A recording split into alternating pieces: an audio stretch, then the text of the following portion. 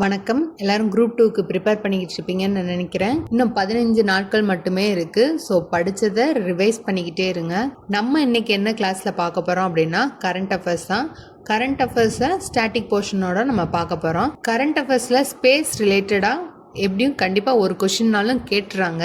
So அதனால் நம்ம இன்னைக்கு விண்வெளி தொழில்நுட்பம் சார்ந்து இருக்கிற நடப்பு நிகழ்வுகளை பார்க்க போறோம். இன்னைக்கு 3 மிஷனை பார்க்க போறோம். ஃபர்ஸ்ட் மிஷன் என்னன்னா GSLV F-15 ராக்கெட் மூலமா NVS-02ன்ற சேட்டிலைட்டை லான்ச் பண்ணியிருந்தாங்க. இதை நம்ம குரூப் 4லே கேட்டிருந்தாங்க.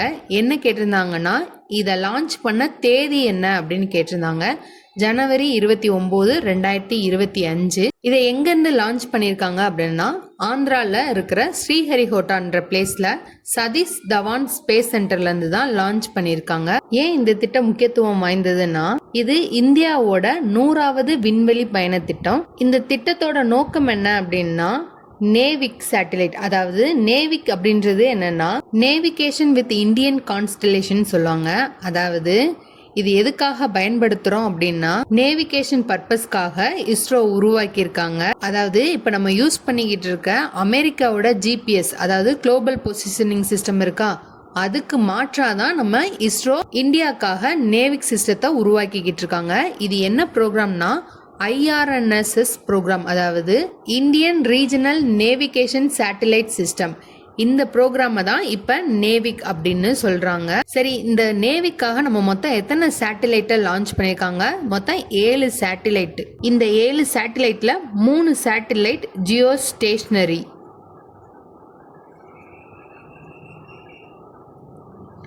4 satellite geo synchronous satellite.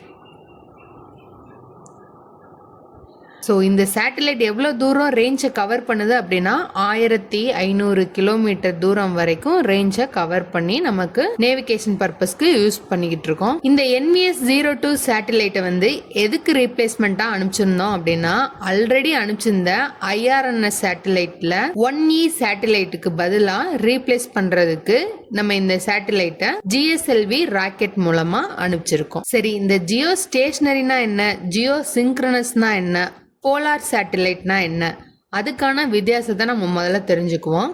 First இதுக்கு நம்ம ஆர்பிட்னா என்ன அப்படின்னு தெரிஞ்சுக்கணும். ஆர்பிட்னா என்ன? சுற்றுப்பாதை. சுற்றுப்பாதைன்றது என்ன? ஒரு கிரகத்தை ஒரு துணைக்கோளோ இல்ல இன்னொரு கிரகமோ சுத்தி வர்றதுக்கான பாதையை தான் நம்ம ஆர்பிட் அப்படின்னு சொல்லுவோம். இதுல ஜியோ ஸ்டேஷனரி சேட்டலைட் அப்படின்றது என்னன்னா ஜியோ ஸ்டேஷனரி ஆர்பிட்ல பிக்ஸ் பண்றது. அது எங்க பிக்ஸ் பண்ணுவாங்க அப்படின்னா இப்ப நம்ம எர்த் இப்படி இருக்குன்னு வச்சுக்கோங்களேன். இதுல ஈக்குவேட்டர்ன்றது என்ன? அதாவது பூமத்திய ரேகைன்றது இங்க இருக்கா.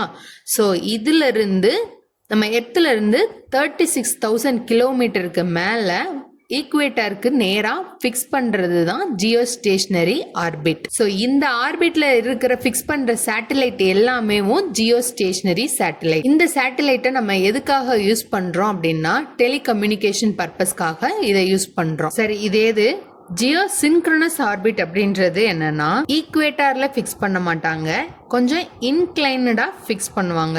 இந்த சேட்டலைட் இந்த ஏரியால பிக்ஸ் பண்ற சேட்டலைட் எல்லாமே ஜியோ சிங்க்ரனஸ் சேட்டலைட். இந்த சேட்டலைட் இன்னைக்கு இந்த டைமிங்ல எந்த இடத்துல இருக்குதோ அதே டைமிங்ல அடுத்த நாளும் அந்த இடத்துலயும் இருக்கும். இதுதான் Jio synchronous satellite. Polar satellite அப்படின்றது என்னன்னா போல் சைட் பிக்ஸ் பண்ணிருப்பாங்க. அதாவது நார்த் போல் இங்க இருக்கு, சவுத் போல் இங்க இருக்கு.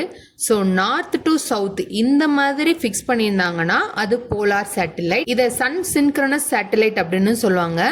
இந்த சேட்டலைட்டை பிக்ஸ் பண்ணும்போது எப்பயுமே சூரியனை ஃபேஸ் பண்ணி இருக்கிற மாதிரி தான் பிக்ஸ் பண்ணுவாங்க. ஸோ அதனால இதை சன் சின்க்ரனஸ் சேட்டலைட்னு சொல்லுவாங்க. இந்த சேட்டலைட் எதுக்காக யூஸ் பண்றோம் அப்படின்னா எர்த்தோட அட்மாஸ்பியரை ஃபைண்ட் பண்றதுக்காக. எர்த்தோட அட்மாஸ்பியர்ல எதுவும் சேஞ்சஸ் இருந்துச்சுன்னா அதை நம்ம கண்டுபிடிக்கிறதுக்காக இந்த சேட்டலைட்டை யூஸ் பண்றோம். ஓகே, இப்ப நம்ம செகண்ட் மிஷன் என்னன்னு பார்ப்போம். இந்த மிஷன் 101 மிஷன்.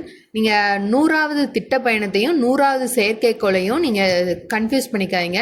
100வது செயற்கைக்கோள்ன்றது கார்டோசாட், 100வது விண்வெளி திட்ட பயணம்ன்றது தான் GSLV F-15 ராக்கெட் மூலமா அனுப்புன NVS-02 சேட்டலைட். இந்த சேட்டலைட்டை எதுக்கு மாற்ற அனுப்பிச்சிருக்காங்க?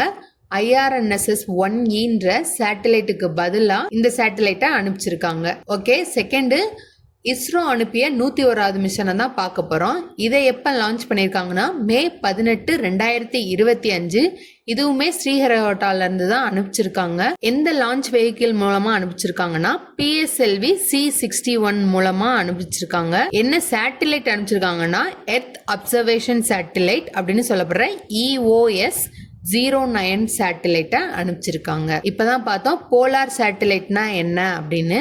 ஸோ ஓகே, தேர்ட் என்ன மிஷன் அப்படின்னா நிசார் மிஷன். நிசார் மிஷன்ன்றது நம்ம இஸ்ரோ அனுப்பிய மிஷன் மட்டும் கிடையாது, இஸ்ரோவும் நாசாவும் சேர்ந்து அனுப்பின மிஷன். இதை எப்ப லான்ச் பண்ணியிருக்காங்க அப்படின்னா ஜூலை 30, 2025. இதுவுமே ஸ்ரீஹரிகோட்டால இருந்து தான் லான்ச் பண்ணியிருக்காங்க. லான்ச் வெஹிக்கிள்ன்றது GSLV F-16 மூலமா அனுப்பிச்சிருக்காங்க. இந்த திட்டம் எதுக்காக இஸ்ரோவும் நாசாவும் கலந்து அனுப்பிச்சிருக்காங்க அப்படின்னா எர்த்தை பத்தி தெரிஞ்சுக்க, அதாவது இப்ப என்னென்ன சேஞ்சஸ்லாம் எர்த்துல நடந்திருக்கு அப்படின்றத தெரிஞ்சுக்கிறதுக்காக இந்த மிஷனை அனுப்பிச்சிருக்காங்க. ஓகே, இந்த 3 மிஷனையும் எப்ப லான்ச் பண்ணியிருக்கிறாங்க, எங்கிருந்து லான்ச் பண்ணியிருக்காங்க, என்ன பர்பஸ்க்காக லான்ச் பண்ணியிருக்காங்கன்றத தெரிஞ்சுக்கிட்டா போதும். நாளைக்கு வேற டாபிக்கோட கரண்ட் அஃபேர்ஸை பார்ப்போம்.